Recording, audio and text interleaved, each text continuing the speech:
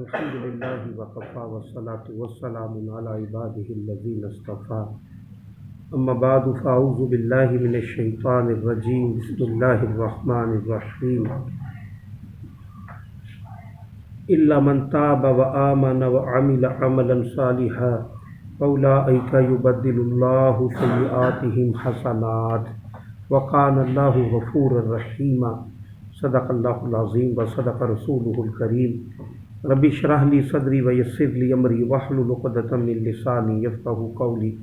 सूरह अल फुरक़ान की 69 आयत तक हमने पढ़ा है और इबादुर रहमान के उन्वान से इसका आखिरी रुकू का हम मुताला कर रहे हैं। ये 17 आयत पर मुश्तमिल रुकू है जिसकी इब्तिदाई समझिए कि 9 आयत हम पढ़ चुके हैं। गोया आधा रुकू जो है वो मुकम्मल हो गया।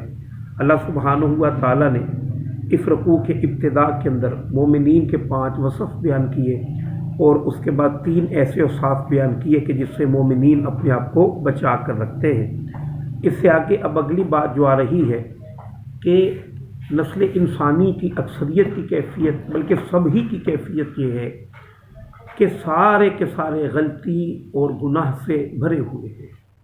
याम हमारी उर्दू की मिसाल है कि इंसान ख़ता का पुतला है और ये बिल्कुल दुरुस्त बात है, इसमें कोई झूठ नहीं है। हर शख्स अपना जायज़ा ले सकता है, हर शख्स अपने बारे में जानता है कि उसकी क्या हकीकत है और अल्लाह ताला के क्राइटेरिए पर वो क्या पूरा उतर सकता है। लिहाजा पूरी तरह से तो कोई भी नहीं कि जो अल्लाह की बंदगी और इबादत कर सके, तो अल्लाह ताला की तरफ से एक बेहतर ऑप्शन या समझिए कि रहमत इलाही का ज़ुहूर है तौबा की सूरत में। तो अल्लाह ने 3 बड़े बड़े गुनाहों का तज़किरा किया, यानी कत्ल नाहक, शिर्क और तीसरा ज़िना। फरमाया कि ये वो बड़े गुनाह हैं जिनकी सज़ा मिलेगी, लेकिन इल्ला मन ताबा, लेकिन जो कोई भी पलट जाए यानी जो तौबा कर ले, उससे ये बड़े बड़े गुनाह हुए हों और ये कि वो तौबा कर ले, व आमना और अपने ईमान को दोबारा गोया कि वो ताज़ा कर ले, व आमिल अमलन सालिहा और इससे आगे बढ़कर अच्छे अमाल भी शुरू कर दे। फउलाइका युबद्दिलुल्लाहु सय्यिआतिहिम हसनात। 3 चीज़ें तौबा के बारे में अल्लाह ताला ने बयान फरमाई। एक तो दिल की गहराई के साथ ये तहैया करने के आइंदा वो नहीं करेगा। दूसरा ये कि अच्छे अमाल भी अपने अंदर पैदा कर ले और अपने ईमान को दोबारा से ताज़ा करे। तो जो कोई भी इस दर्जे की तौबा करेगा, अल्लाह ताला फरमाते हैं कि अल्लाह सुब्हानहू व तआला इसकी बुराइयों को हसनात में, नेकियों में तब्दील कर दे। यानी कहाँ ये कैफियत थी कि इंसान के नामे अमाल और रजिस्टर के अंदर सिर्फ गुनाह ही गुनाह लिखे थे। तो एक तौबा तो वो है कि जिस तौबा के ज़रिए से वो सारे के सारे गुनाह जो हैं वो लापाक कर दे, लेकिन ये उससे आगे की बात है। फरमाया जा रहा है कि अल्लाह सुब्हानहू व तआला नेकियों को अच्छाइयों में बदल देंगे। गोया रजिस्टर पर बुराइयां थी, उसकी जगह अच्छाइयां लिखी गई। ये है वो तौबा कि अगर सिद्क़े दिल से की जाए तो अल्लाह सुब्हानहू व तआला बड़े ही बख्शने वाले हैं।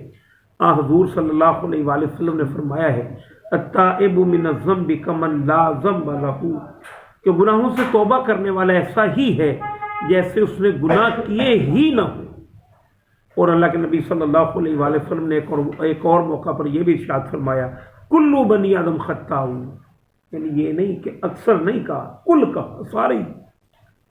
व खैरुल खत्ताइन अत्तवाबून, हाँ वो सारे खताकारों में से बेहतर वो हैं कि जो तौबा करने वाले। हुज़ूर सल्लल्लाहु अलैहि वसल्लम का मामूल था कि आप दिन में 70 से ज़ायद मरतबा अल्लाह ताला से इस्तिग़फ़ार किया करते थे।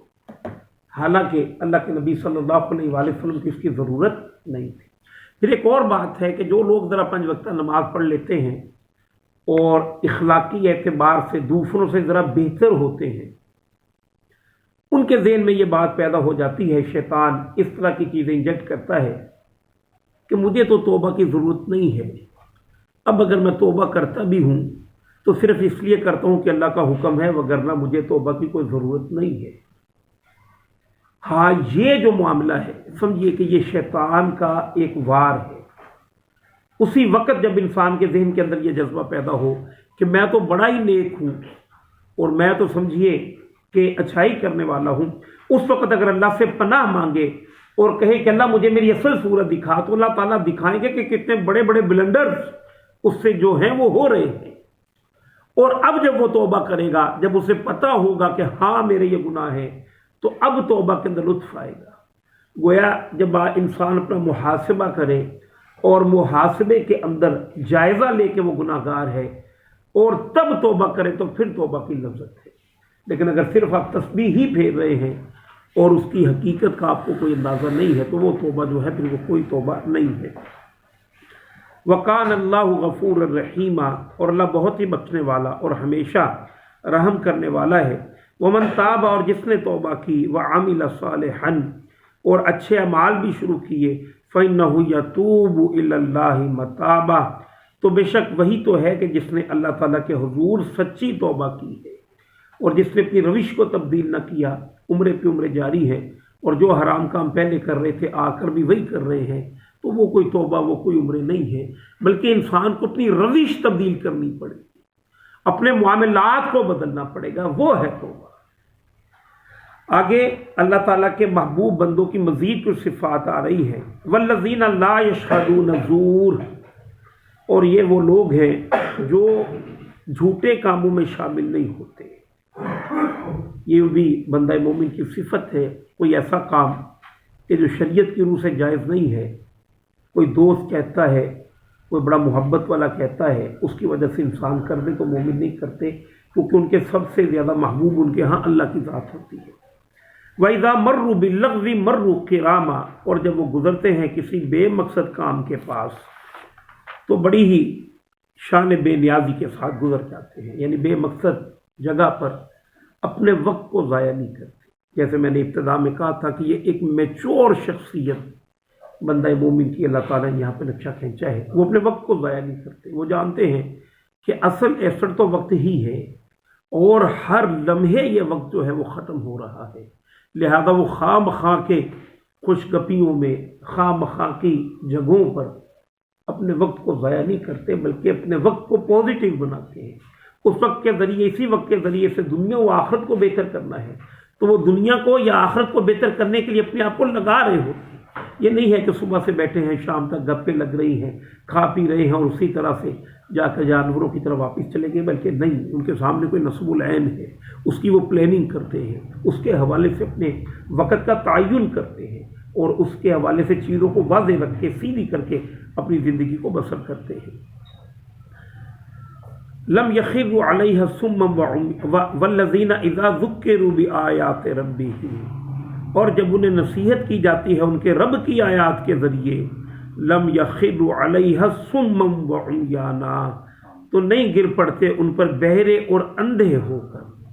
یعنی رب تعالیٰ کا کلام جب ان کے سامنے پیش کیا جاتا ہے تو پوری توجہ اور پورے انہماک کے ساتھ اس کو وہ سنتے ہیں کہ یہ رب تعالیٰ کا کلام ہے، یہ کوئی ہلکی شے نہیں ہے۔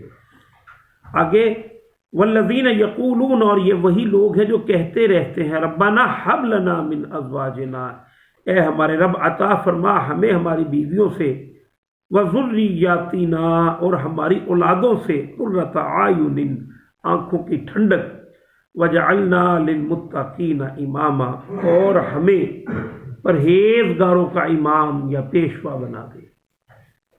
جس موقع پر یہ آیات نازل ہوئی ہیں یہ وہ کیفیت تھی کہ جس میں والدین مسلمان ہو گئے تو اولاد کافر ہے، شوہر مسلمان ہو گیا تو بیوی کافر ہے۔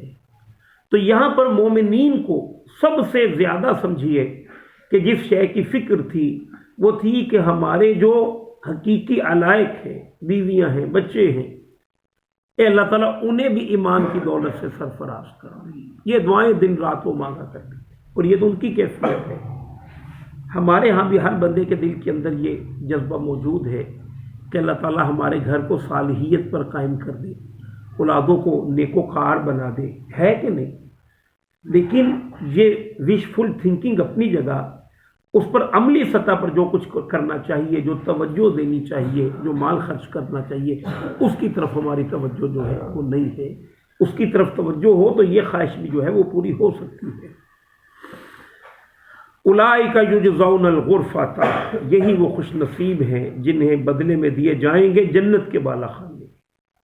اس کردار کو جو بھی اختیار کرے گا، اللہ تعالیٰ فرماتے ہیں جنت کے بڑے بڑے محلات، بالا خانے اللہ تعالیٰ کو عطا کرے گا جو اپنے اندر یہ خواص پیدا کر لے، یہ صفات پیدا کر لے۔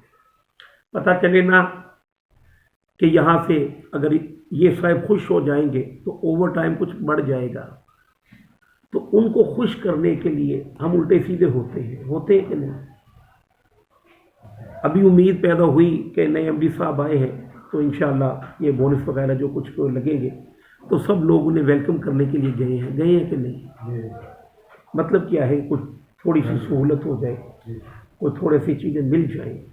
یہ جو اتنی بڑی اللہ تعالیٰ نعمتوں کا تذکرہ کرتا ہے، اس کے بارے میں اس پر کتنا یقین ہے اور اس کے بارے میں کتنی کیفیت ہے۔ اللہ سبحانہ و تعالیٰ فرماتے ہیں ذالک فلیتنافس المتنافسون، زور لگانے والوں کو چاہیے کہ جنت کو حاصل کرنے کے لیے زور لگائیں، کوشش کرنے والوں کو چاہیے کہ یہاں پر کوشش کریں، اور یہاں پر کوشش جو ہے اس درجے کی بہرحال نہیں ہے۔ میں یہ نہیں کہتا کہ کچھ بھی نہیں ہے، لیکن اس درجے کی کوشش کہ جس درجے کی دنیا حاصل کرنے کی ہم کوشش کر رہے ہیں اس درجے کی کوشش نہیں ہے۔ اولئک یجزون الغرفۃ بما صبروا، یہی وہ خوش نصیب ہے جنہیں بدلے میں دیے جائیں گے جنت کے بالا خانے ان کے صبر کی بنیاد پر۔ صبر ظاہر ہے کہ ایک بڑی ہی وسیع المفہوم ٹرم ہے قرآن کریم کی۔ ایک صبر تو یہ کہ دشمنان حق کے خلاف مردانگی کے ساتھ کھڑے ہونا، جس طرح حماس والے کھڑے ہیں، یہ صبر ہے۔ اسی طرح نفسانی ترغیبات اور نفس کی خواہشات پر صبر کرنا کہ نہیں، اس سے اللہ تعالیٰ کی معصیت جو ہے وہ سامنے آتی ہے۔ اور اسی طرح حقانیت پر قائم رہنے کے لیے صبر کرنا، یہ سارے کے سارے صبر مومنین کرتے ہیں تو تب جا کے اللہ تعالیٰ کے محبوب یا عباد الرحمن بندے بنتے ہیں۔ تو فرمایا کہ ان کے لیے جنت کے بالا خانے ہیں باوجود ان کے صبر کرنے کے، وَيُلَقَّوْنَ فِيهَا تَحِيَّةً وَسَلَامًا۔ اللہ اکبر۔ اللہ فرماتے ہیں اور جنتوں کے اندر ان کا استقبال کیا جائے گا، ویلکم کیا جائے گا۔ آج کل ہمارے ہاں الیکشن ہیں اور ہمارے جو سیاسی جو بھی لیڈران ہیں جب وہ آتے ہیں تو بعض لوگ ہوتے ہیں ان کا ویلکم کرتے ہیں کہ ہمارے خان صاحب، ہمارے میاں صاحب، ہمارے بھٹو صاحب تشریف لا رہے ہیں، تو ان کا ایک ویلکم ہوتا ہے۔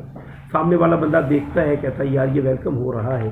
یہاں پہ جن لوگوں کے ویلکم کا تذکرہ ہے یہ جنتی ہیں، اور ویلکم کرنے والے اللہ کے فرشتے ہیں، اللہ کی اعلیٰ مخلوقات ہے، بلکہ خود اللہ تعالیٰ بھی ہے۔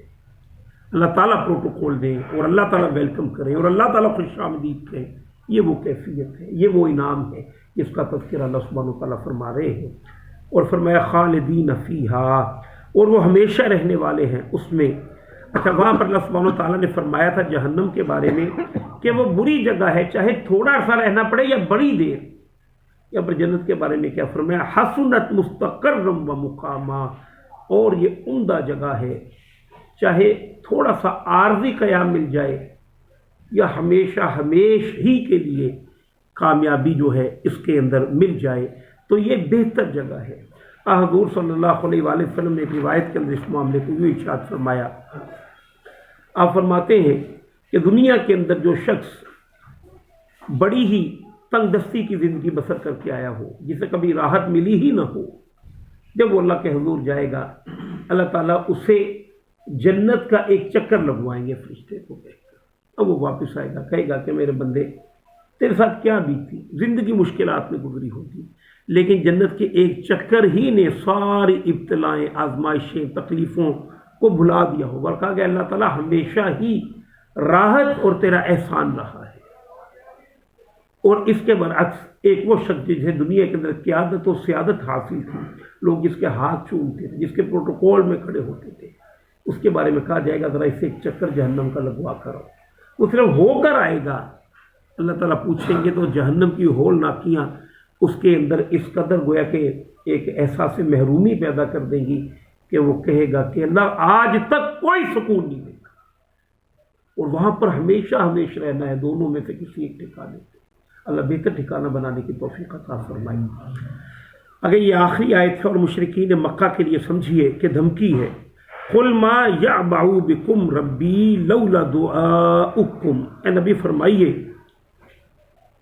کہ نہیں پرواہ کرتا تمہاری میرا رب اگر نہ ہوتا تمہارا اسے پکارنا، فقد کذبتم فسوف یکون لزاما، بس اب تم جھٹلا چکے ہو تو ان قریب اللہ سبحانہ وتعالیٰ کی طرف سے چمٹنے والا عذاب جو ہے وہ تم پر آئے گا۔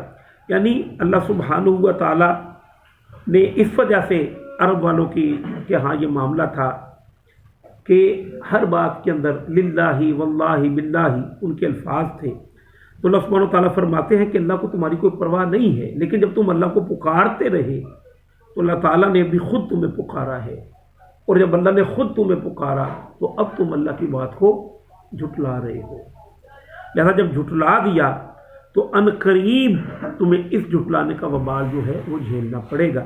اللہ اس سے محفوظ رکھے۔ سورۃ الفرقان الحمدللہ مکمل ہوئی، کل سے انشاءاللہ لذیذ ہم دوسری سورت کا آغاز کریں گے۔ وآخر دعوانا ان الحمدللہ رب العالمین۔